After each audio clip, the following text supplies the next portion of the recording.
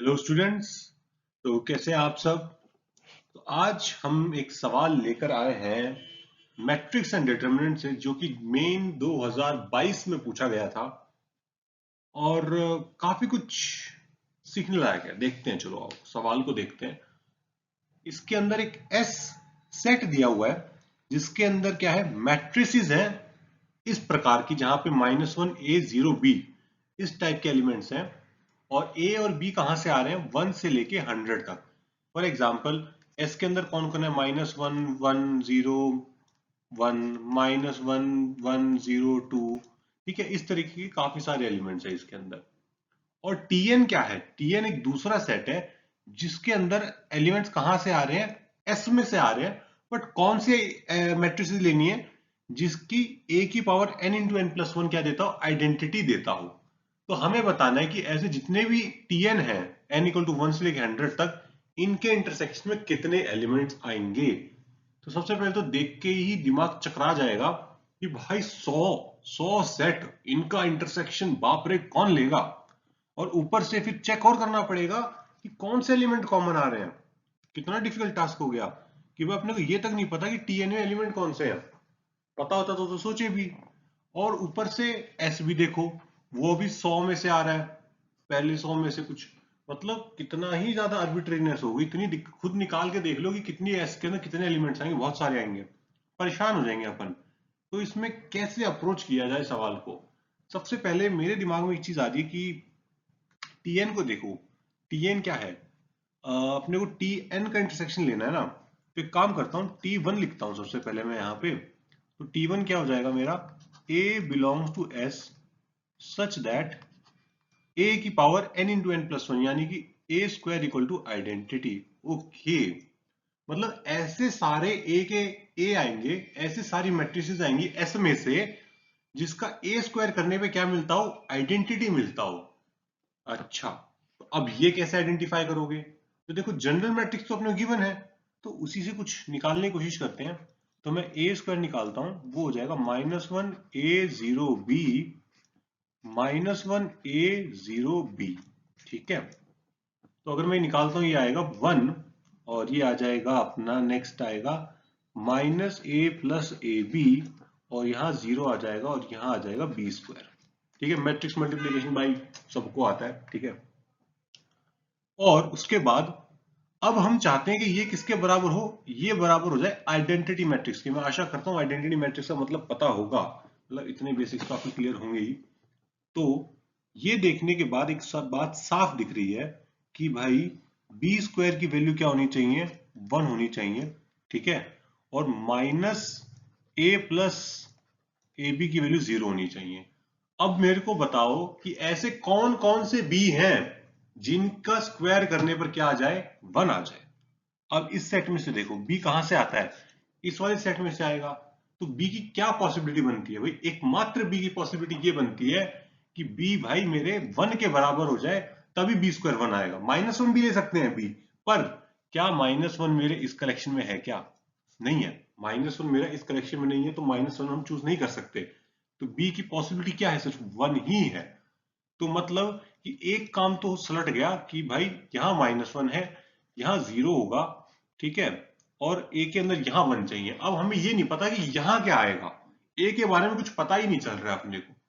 अब आप देखो कि यहां से हमने एक और इक्वेशन निकाली कि -A + AB बराबर कितना होना चाहिए, 0 होना चाहिए। यानी कि A + A और B की वैल्यू कितनी है, 1, बराबर क्या होना चाहिए, 0 होना चाहिए। और इसको ये कट जाएगा, 0 बराबर 0। ओ माय गॉड, ये क्या रिजल्ट मिल गया। क्या आप इसका मतलब समझे। जैसे ही मैंने बी की वैल्यू 1 रखी, तो क्या हुआ, ये पूरा का पूरा कट गया और 0 इक्वल टू 0 आ गया। इसका मतलब ये है कि ए स्क्वायर करने पर इस पोजीशन पे 0 आना ए के ऊपर तो डिपेंड ही नहीं कर रहा है। क्या यह बात को आपको समझ में आई कि ए इस पोजीशन पे 0 आना ए के ऊपर डिपेंड ही नहीं करता। यानी कि हम यहां पे कुछ भी ले सकते हैं, कुछ भी मतलब इन 100 वैल्यूज में से कुछ भी चूज करूंगा, आप उसका स्क्वायर कर लो, आपका 100% क्या आएगा, 1 ही आएगा। ऐसा हमें पता चला है। ठीक है, तो T1 में कौन कौन आ गया? T1 में -1, 0, 1 और a की वैल्यू 1 से लेके 100 तक, यानी कि T1 की अगर मैं कार्डिनैलिटी की बात करूं, T1 की कार्डिनैलिटी की बात करूं तो वो 100 हो जाएगी। और उसमें कैसे एलिमेंट आएंगे? इस प्रकार के। तो अगर मुझे दोबारा से लिखना हो T1 को सजा धजा के थोड़ा सा, तो मैं क्या लिखूंगा? मैं लिखूंगा T1 बराबर ए नहीं लिखते यहाँ पे, ए अपन लिखेंगे। अब तो पता है ना अपने को कौन है, -1 a 0 1 such that a belongs to 1 से लेके 100। अब ऐसा दिखने लगा है T1। सही बात है। ओके चलो, और एक और बात पता चल चुकी है कि इन सब के लिए a स्क्वायर इक्वल टू क्या है? आइडेंटिटी है। ओके चलो, इतना काम तो निपटा। अब मुझे कहाँ जाना है? T2 पे जाना है। चलो T2 पे चलते हैं। अब इसी प्रकार से मैं T2 पे आ जाता हूं। जब मैं T2 पे जाऊंगा तो मुझे क्या मिलेगा? वो सारे matrices from S such that n into N plus one, यानी कि 2 इंटू 3 a की पावर 6 क्या देता हो? आइडेंटिटी देते हो।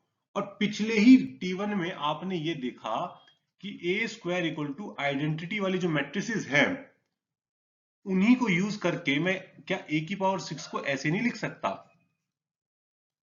लिख सकता हूं ना ए स्क्वायर, और यहां क्या आएगा? आइडेंटिटी की पावर 3, जो कि आइडेंटिटी हो जाएगा। दैट मीन्स कि जितने भी ए स्क्वायर इक्वल टू आइडेंटिटी देने वाले मैट्रिसेस थे, वो सारे के सारे मैट्रिक्स T2 में भी मौजूद होंगे। वो सारे मैट्रिसेस जिन्होंने हमें, जैसे कि कौन थे? -1 a 0 1, ये सब के सब ने ए स्क्वायर इक्वल टू आई दिया था, मतलब ये सब के सब T2 में भी जाएंगे, क्योंकि ये ए की पावर 6 इक्वल टू आई भी देंगे।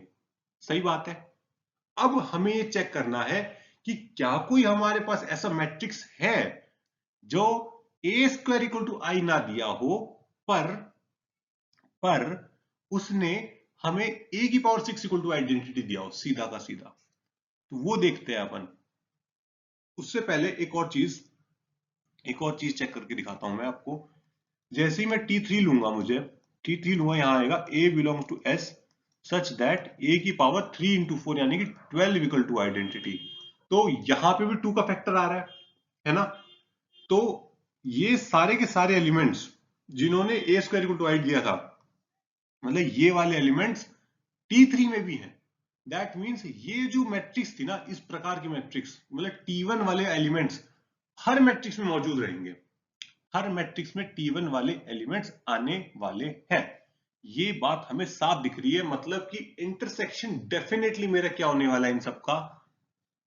इन सबका इंटरसेक्शन 100 तक मैं लेता हूं तो डेफिनेटली मुझे क्या मिलेगा? T1 मिलेगा। और T1 में कितने एलिमेंट है? 100 एलिमेंट्स हैं। तो मुझे ऐसा दिख रहा है कि इसका आंसर मोस्ट प्रोबेबली 100 आने वाला है। पर एक खुद की इच्छा पूर्ति के लिए, खुद का एक डाउट क्लियर करने के लिए एक डिस्कशन करते हैं जस्ट, कि क्या कोई ऐसी मैट्रिक्स नहीं है जिसने ए स्क्वायर इक्वल टू आइडेंटिटी ना दिया हो, पर ए की पावर 6 इक्वल टू आइडेंटिटी दे दिया हो?